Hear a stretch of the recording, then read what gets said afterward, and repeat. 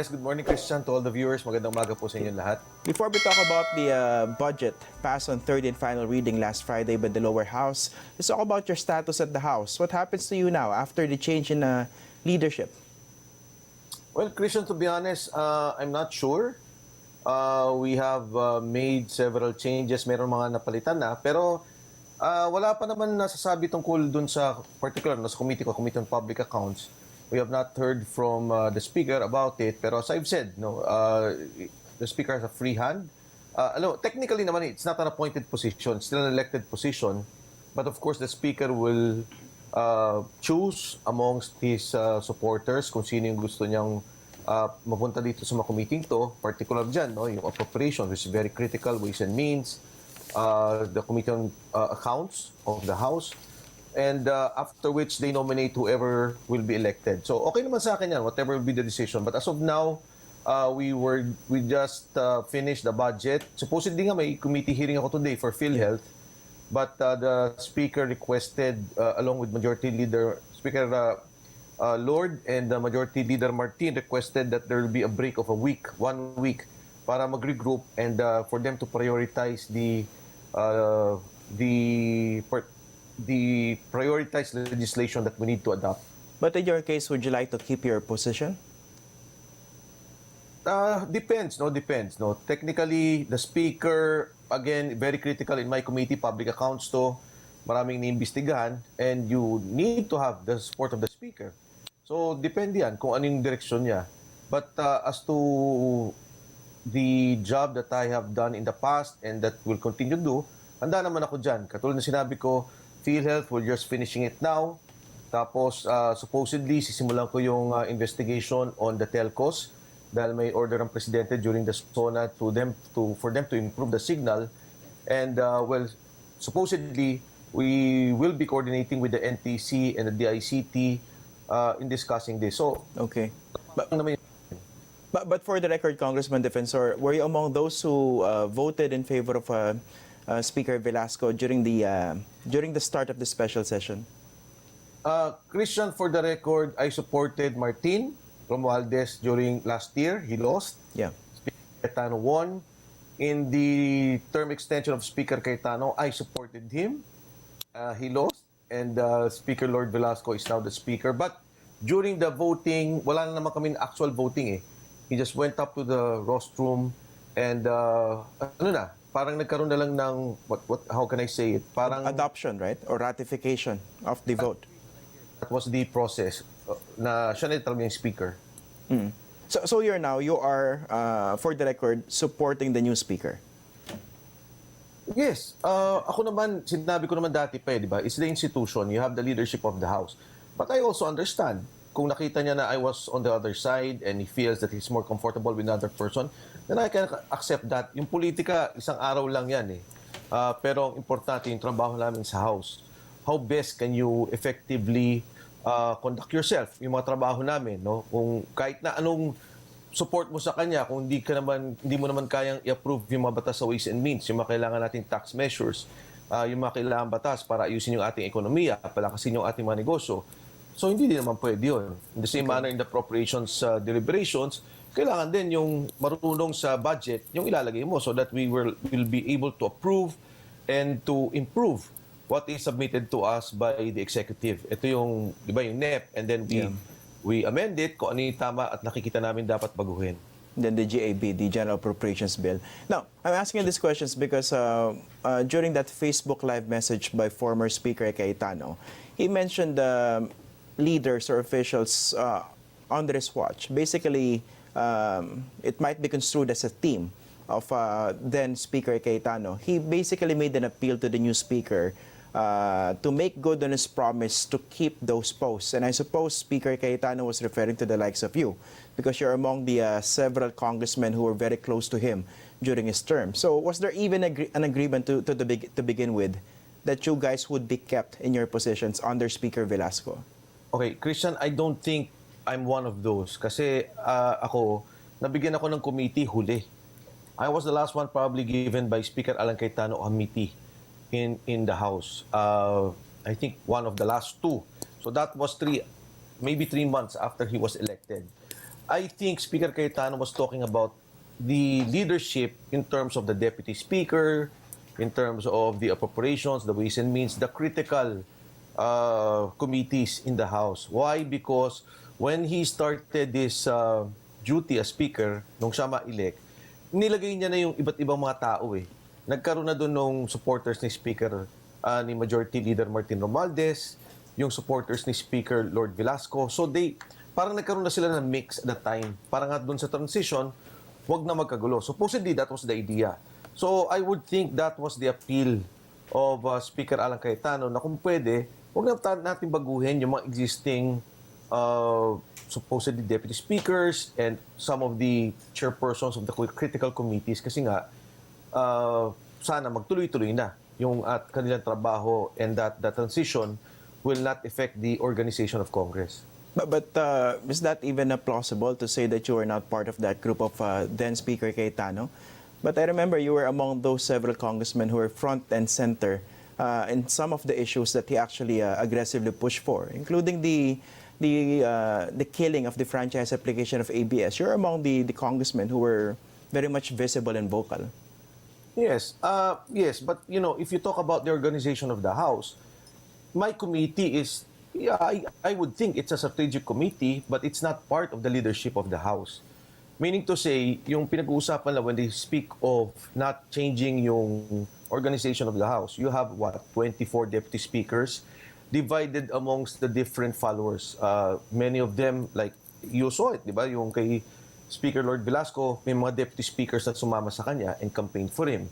May mga kasama sa Rules Committee, which is very critical, no? The Rules Committee is the one running Congress, na parang yun ang tingin kong tinitingnan na wag guluhin. Because, you know, if you're, for example, a chairman of an ex-committee or you're a junior in these committees, I don't think that would be a critical position in relation to the organization of Congress. But how you got that position in the first place was, I won't say extraordinary, but as you mentioned, you were not actually supportive of Speaker Cayetano at the start, di ba?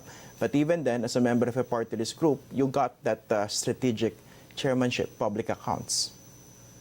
Yes, people may say that, but as I've said, I don't think it's a major component of Congress. Pagka pinag-usapan natin yung organization ng Kongreso, like even if you're the president, diba, you're talking of ways and means, which is to have the what we call this Revenue. Taxes and revenues of the government. Appropriations is very critical sa allocation ng mga budget. Committee on Justice also. Committee on Justice, yes, it's major, but not in the sense of the agenda of the president. For example, when you talk about the COVID now, yung niline up ni Presidente na mga during the State of the Nation address, what are the critical laws that should be approved because it's needed to address the pandemic issue. Marami dyan, hindi naman kasama yung ibang komite. Hindi kami kasama. So, ito yung basically. But yes, if you consider the Public Accounts Committee and Good Government are as critical committees in the sense that you know, they're conducting investigations, marami siyang ginagawang pag-aaral dun sa mga ibang mga gawain ng mga departamento, then I would think so. Pero depende.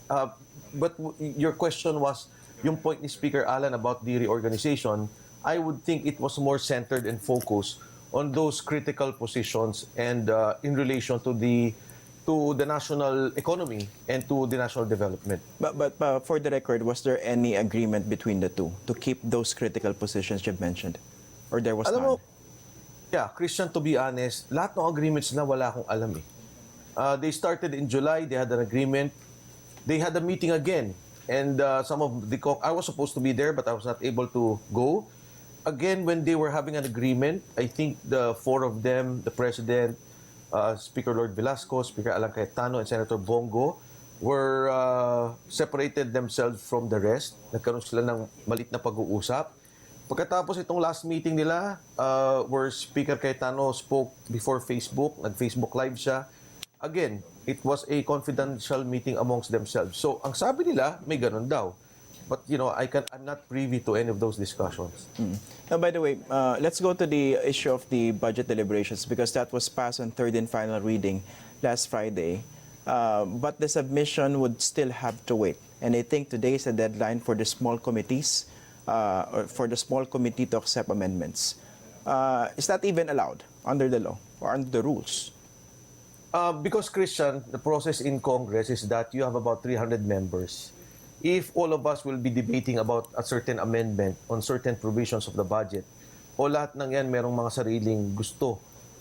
For example, no, the district congressmen, may mga gusto silang ipasok or gusto nilang increase ang budget on a certain project, magiging magulo. So it has been like that. I was there in the 10th and 11th Congress. I was part of the small committee na pinuput together namin yung mga amendments. Some of them are policy amendments. Some of them are institutional amendments. May mga maliliit, no? May mga kailangan sila na mga particular na proyekto. Tinitingnan din yun ng small committee. And hindi naman yun totally ini-ignore. For example, in my case, no, I've been saying this for the past several weeks. And ako naman, in the budget deliberations, nakafocus talaga ako sa health. Na ang sinasabi ko dito, yung 2.5 billion for the vaccine is not enough. Kailangan natin to increase to 20 billion. And I hope that they will be able to amend the budget. Kasi sabi nila, 2.5, tapos pag may kailangan pa, increase na lang natin and we will be able, we'll just borrow for that. But ang ko, as early as now, it should be part of the budget. But how do the you... vaccine, and we need to have a budget for that. And I think a lot of your colleagues are also supportive of that, increasing the budget for the acquisition of vaccines when they become available. But speaking of the small committee, what's a safeguard of the public against possible abuses? Because technically the budget has already been passed by the lower house on third and final reading. So how do we know whether there are certain insertions which were not part of the discussions during the period of debate and amendments? Yes, Christian. Well, for one, the executive will know if what they submitted and what is now being approved or being deliberated on is different from the original. Ang executive naman allows it di ba? Meron naman, if we say 2.5, sinabi natin, increase natin yung vaccine to 20 billion, okay yan. Pero pag nakita na nila na medyo naging parochial na yung treatment, no? And hindi na siya institutional amendments, and we have seen that in the past, not only with President Duterte when he vetoed the budget, marami din naging nangyari nung mga nakaraan na nagvi-veto pagka hindi naging maganda na yung naging forma ng budget. And of course, the BICAM with the Senate will be there. It's another check. They would have to discuss it. And then after which, it goes to the President for the final approval. So, marami naman checks and balances para dito. And hopefully, tama ka, wag naman maging... I'm confident, no? Congress will be able to do it. Ang worry ko lang naman kasi, baka mamaya mangyari ulit yung dati na, you know, they were looking at it, they were looking at what is there, and then all of a sudden, they put certain budgets there na nagkagulo-gulo na, may mga natanggalan, then that's a problem. How is this small committee different from the committee that was formed when you guys were still in power under Cayetano? Except for the composition. I know the composition changed a bit. Yes. Christian, I was never part of the small committee. No. It was all... I mean, under the sphere of influence of Speaker Cayetano then. Yeah, but well, I'm not really sure how they functioned then, no? But the Appropriations Committee was functioning, in fact. But let me go years before. Yung small committee kasi we sit down, we discuss kung ano yung mga, like for me, I was in charge of the provisions, special provisions, and also some questions on policy. So I was the one looking on that, ano yung lengguwahe ng budget. Kasi hindi lang naman siya numero eh. Marami siya mga provisions, particularly on, for example, ako, sa health, I would support the HFEP, yung Health Facilities Enhancement Program, na medyo maging lenient on the bidding process. Why? Because, kunyari, bibili ka ng x-ray machine, hindi naman ibig sabihin pinakamura, pinakamaganda. You know, you would have products from China or elsewhere na maring inferior to a product from Germany or the US. So, it could be part of the special provision. But anyway, going back here, first time I was, yung small committee ni Speaker Cayetano, we sat down one day. And then later on sila, Speaker Lord na ang pumasok, and I saw the list already. I think there are about 20 people involved now in the small committee. And I'm sure they'll be discussing, number one, the local concerns, number two, policy, and then number three, institutional amendments. So basically, ito yung mga yan that will look at the numbers and look at the provisions of the budget. But in terms of the process, how is it different from the timetable that you guys fixed at that time? when Speaker Cayetano was still in power, because there was also the small committee, and then of course we were supposed to submit the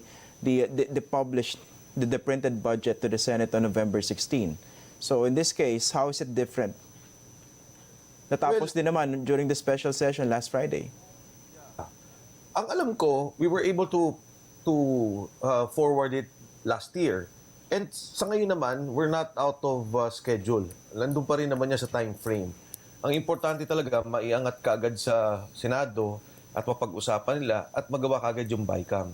So I think we're okay, we're in time. Ang magiging problema natin dyan, Christian, as I guess not only a warning for everyone but for all of us, pagka medyo nagkaroon ng malaking mga pagbabago na hindi na in consonance with what the executive want. And if that happens, then you would have a vetoed budget. Pero kung hindi naman at pantay ayos naman yung more or less what they submitted to us and what was approved, then I don't see any problem.